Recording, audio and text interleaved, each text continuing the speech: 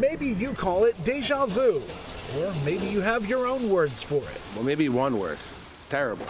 Whatever you call this winter in New Jersey, it's not stopping for anyone.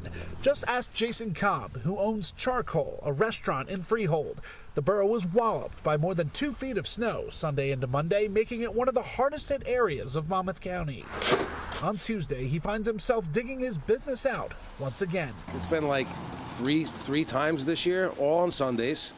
Thank God it hasn't been on a Saturday, but this does impact the business quite a bit. Losing all those customers to yet another storm, much less a blizzard, has Cobb thinking of warmer days. I'm hoping for the New Jersey weather that we all love, which is sun and no more snow.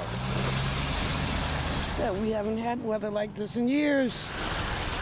Sidewalks and driveways downtown looked mostly clear Tuesday, save for some sloppy slush. Residents keeping in mind a little more snow is on the way Wednesday. We're supposed to get some more later. That's true. That's true.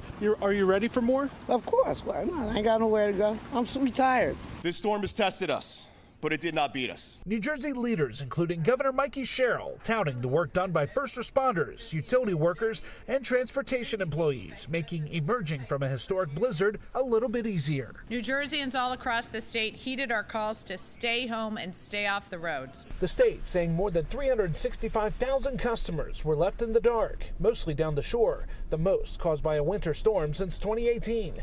Since Monday, the state says over 90% of customers have had their power restored. We're not out of the woods yet, but this has been an incredible effort by everyone across New Jersey. Cynthia from Freehold says now she's ready for whatever else winter throws at her. I mean, on cold days, well, they were terrible too, so I stayed in. But other than that, I can manage it. It doesn't bother me.